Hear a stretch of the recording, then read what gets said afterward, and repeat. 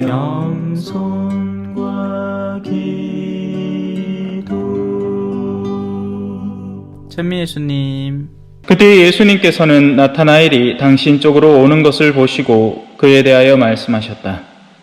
보라, 저 사람이야말로 참으로 이스라엘 사람이다. 저 사람은 거짓이 없다.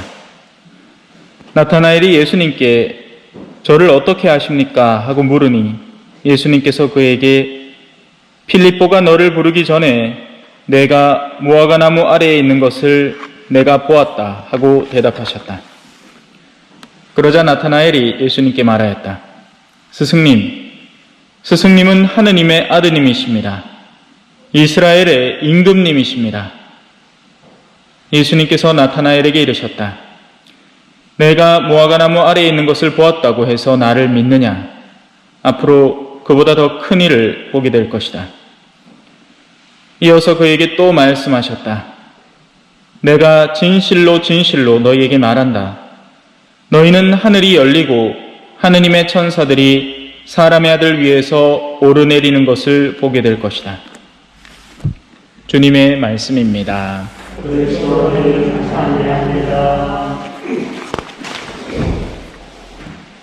찬미 예수님, 한 주간 잘 보내셨어요? 네. 자, 천사 대축일입니다. 천사라는 존재는 실존하는 존재들입니다. 단지 우리의 이 가시적인 눈에 보이지 않죠. 하지만 실제로 활동하고 있고 지금 이 순간에도 우리 교회 가르침에 따르자면 여러분마다 한 명씩 붙어 있습니다. 그죠?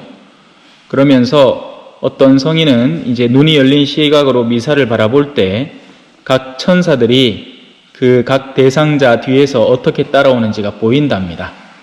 마음속에 어둠이 가득하고 죄스러움이 가득한 천사는, 그러니까 그 대상자를 갖고 있는 천사는 성체를 모시러 나올 때 뒤에서 이렇게 손으로 눈을 가리고 나온답니다. 수치스럽고 부끄럽고 안타까워서요. 반면 마음이 맑고 하느님을 받아 모시기에 합당한 내면의 준비가 갖춰져 있는 이의 천사는 기쁨에 가득 차서, 광의에 가득 차서 그렇게 앞으로 나온다는 얘기도 있죠. 하느님은 세상을 만들면서 이 영계와 물질계를 만들어내셨습니다. 이 창세기를 잘 읽어보면 나중에 땅이 뭐 하늘 천궁이 뭐 거기에 별이 뭐 그런 게 뒤에 나와요. 앞에 먼저 한번 갈라진단 말이에요. 우리가 하늘에 계신 우리 아버지 할 때 말하는 하늘은 우리 저 위에 있는 구름 떠 있는 하늘이 아니라 영적인 영역에 계시는, 물질계를 초월해 계시는 분이십니다. 그래서 그분은 아니 계신 데 없이 다 계시면서도 이곳을 온전히 초월해서 계실 수 있는 거예요. 너무 어렵다, 그죠? 보이기는 못 알아들으시는 느낌이. 여하튼 못자겠습니까? 오늘 천사 축일인데 천사 설명을 해야 될 게, 영적인 세계 안에서 이 순수하게 창조된 영적 존재들이 바로 천사인 겁니다. 그래서 실존합니다. 그리고 우리는 그걸 사실 느껴요. 우리 어른들 이 아기 태어났을 때 역시 이쁘죠? 그죠? 근데 남들이 보면 징그러워 죽습니다. 쪼글쪼글한 해가 막 금방 끼 나와갖고 에일리언 같이 막 그래갖고 하는데 자기 엄마는 보면 막 내가 배 아파갖고 그죠? 고생을 해가 그래 나시 얼마나 이쁘노 그죠? 근데 남들이 보면 막 피도 막 찐득찐득하게 붙어있고 막 왜 그래요? 마음이 달라서 그래요. 엄마한테는 사랑이 가득한 나의 자녀들인 겁니다. 하지만 다른 사람은 객관적인 시선으로 보는 거죠. 그러면 쭈글쭈글하게 뭔 신기 있어? 가가 나중에 김태희가 되든 장동건이 되든 그건 상관없고 지금 때는 쭈글쭈글하게 뭔 신기 딱 있긴 해. 사실 사랑하는 연인들도 비슷한 이 효과가 일어납니다. 그래서 흔히 콩깍지가 씌었다고 표현을 하죠. 콩깍지가 씌면 막 그 사람이 하는 거 일거수일투족이 다 이뻐. 막 샤라라라라라랑 막 빛이 나고 막 담배를 피도 좋아. 멋있고. 그런데 나중에 결혼해갖고, 내가 알을 배했는데도 옆에 와갖고 담배를 뻐근뻐근 피고 있으면 막 때리치고 싶죠. 왜 그래요? 마음이 바뀌어서 그래요. 영적인 시야가 그의 외적인 시야를 넘어서서 그에게서 사랑스러움을 찾고, 반대로 영적인 시야가 그의 현재 상태를 깡그리 무시하고 어둠의 시선을 찾는다니까요. 악마를 왜 그렇게 무시무시하게 표현을 할까요? 그건 실제 그 모습이 그래서가 아니에요, 여러분. 여러분, 우리 주변에 있는 악마는요, 멀끔한 표정으로 있습니다. 사기꾼들이 다가올 때 그 안에 사기를 치려는 악함을 지니고 있죠. 근데 그 외견은 어때요? 노인정에 와가, 막 젊은 사람이 노인정 와갖고, 아이고, 어르신, 어서 어깨 많이 결리시지? 내 마사지 한번 해드릴게. 가면 막 살살 녹는다, 녹아.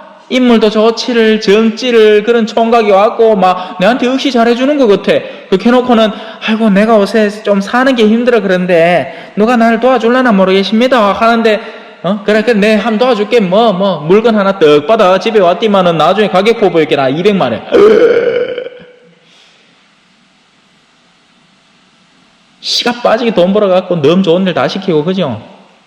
예. 무슨 말을 하려는 거예요? 영적인 시야가 열려야 대상들을 올바로 바라볼 수 있게 된다는 겁니다. 외견에만 사로잡히면 우리는 엉뚱한 식별을 하게 돼요. 그러면 돈 많은 사람, 겉이 멀끔해 보이는 사람을 선호하고 좋아하게 되죠. 하지만 실제 그 내면 속에 들어있는 걸 볼 줄 아는 시야가 열려야 돼요. 하지만 수많은 사람들은 어려서부터 새 속에 익숙해지는 훈련을 하면서 영적인 감각을 무디게 만들기 시작합니다. 그래서 누가 나를 실제로 도우러 오는 건지, 누가 나를 실제로 해치러 오는 건지 잘 분간을 못해요. 동창들 모임 가면 좋죠? 그럼 막 재밌는 얘기를 막 합니다. 그죠? 예? 근데 그 중에 콕 못된 소리 하는 사람이 한둘이 있단 말이에요. 근데 그 사람이 실제로는 돈은 제일 많아. 그리고 선물도 막 줘. 그러니까 우리는 좋다고 그거 갖고 그 사람 또 뭐 잘한다고 아이고 좋다고 캐쌌습니다. 근데 그 사람은 앞에서는 좋은 말을 하지만 뒤로 가서는 사정없이 누군가를 험담하고 있죠. 천사축일이에요. 대천사축일입니다. 영적으로 창조된 존재들이 있고 우리 인간은 바로 그 영적인 존재와 이 현세의 물질적 존재가 오묘하고 신비롭게 섞여 들어가 있는 존재입니다.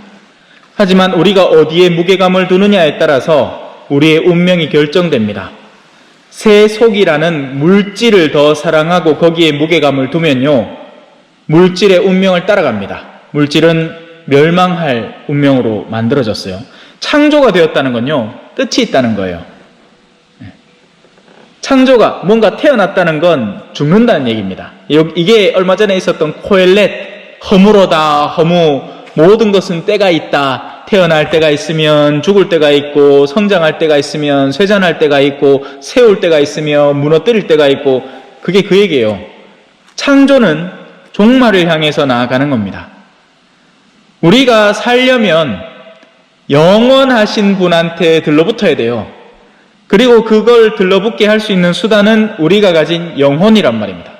그리고 그 영혼을 활성화시키고 움직이고 생동감 있게 만드는 활동이 진정한 의미의 신앙생활인 거죠. 그저 성당에 궁디만 붙이고 있으라는 게 아니고 성당에 와서 내 영혼을 하느님께 들어 높이는 갈망을 가져야 한다는 겁니다. 오늘 예수님은 이 나타나엘이 저를 어떻게 하십니까? 라고 하죠. 물론 성경에 그런 게 묘사되어 있지 않습니다. 하지만 오늘 왜 예수님도 말씀하시잖아요. 너희는 하늘이 열리고 하느님의 천사들이 사람의 아들 위에서 오르내리는 것을 보게 될 것이다. 그건 지금 이미 그러고 있는데 우리가 지금 눈이 가리워져서 못 본다는 얘기밖에 안 됩니다. 지금 여러분의 천사들도 바빠요. 여러분이 하는 하루의 일거수일투족을 하느님께 보고해드리고 하느님의 사명을 들고 와서 여러분의 영혼에 속삭인단 말이에요. 그런 체험 없습니까? 갑자기 내 영혼에서, 그러니까 무슨 소리가 들리는 것도 아니고 뭐가 보이는 것도 아니에요. 근데 갑자기 우리 둘째야 잘 있나 전화 한번 해봐야 될 것 같은 느낌이 드는데 한번 해봐야 돼요. 영혼이 여러분에게 속삭이는 겁니다. 지금 전화해야 됩니다. 영적인 감흥, 그 감흥을 키워나가야 됩니다. 물론 엉뚱하게 키우면 신내림 받죠. 왜냐하면 더러운 영도 존재하거든요. 더러운 영은 이런 걸 시킵니다. 야, 너금 남편 잘 있나 의심 한번 해봐라. 멀쩡하게 잘 있는 사람을. 야, 니 딴 여자하고 놀아나는 거 아이가? 의심 한번 해봐라. 그러면 이제 그날 저녁에 들어오면 남편한테는 지옥이 펼쳐집니다. 그죠? 멀쩡하게 하루 정도로 땀을 뻘뻘 흘리면서 일하고 들어왔는데 아내가 오늘 당신 뭐 했는데? 말해봐서! 막 이칸다 카있긴 해. 그럼 사람 환장하는 거예요. 그죠? 더러운 영에게 나의 영혼을 맡겨서 더러움에 물들어 버린 마음으로 자신의 멀쩡한 남편을 보니 더럽게 보이는 겁니다. 아주 작은 의심 한 방울이 영혼을 다 망쳐버려요. 반대도 마찬가지예요. 믿음이 영혼을 순수하게 합니다. 하느님을 위한 온전한 순종, 그분께 맡겨드리는 우리의 온전한 헌신이 우리의 영혼을 맑게 해요. 그래서 순명은 아름다운 거예요. 아무 때나 순명하라는 게 아니에요. 어디 갑자기 1,000만 원 내놔라 한다고 덜렁 내놓고 이런 게 순명이 아니라, 하느님의 고귀한 뜻이 우리에게 다가올 때 그 뜻에 합당하게 순명할 수 있어야 됩니다. 자, 마무리합시다. 오늘 화답송입니다. 주님, 세상 임금들이 당신 말씀 들을 때 저들이 모두 당신을 찬송하게 하소서. 지금 한창 난리죠. 세계 각국이 이제 일촉즉발이에요. 스위치 하나만 딱 누르면 이제 확 해갖고 막 핵전쟁이 날 수도 있어요. 언제라도. 이럴 때일수록 우리가 실천적으로 할 수 있는 일은 없습니다. 뭐 어쩌겠어요. 이 용봉에서, 이 초전에서, 그죠? 하지만 기도야말로 보이지 않는 영혼의 힘이고 가장 강력한 우리 신앙인들의 무기입니다. 항상 보면 세계대전 무렵에서 누가 나타난지 아세요? 성모님이 발현했어요. 그렇게 해서 사람들한테 기도하라고. 지금 우리가 돈을 얼마 더 벌고 못 벌고 이게 문제가 아니라 전 세계가 서로를 공멸로 치달아가는 판에 우리가 마음을 다잡고 하느님을 떠올리고 그 하느님의 거룩한 뜻이 사람들의 내면, 특히나 이런 지도자들의 내면 속에 파고들도록 함께 기도해야 되는 겁니다. 아멘. 찬미 예수님, 겸손과 기도.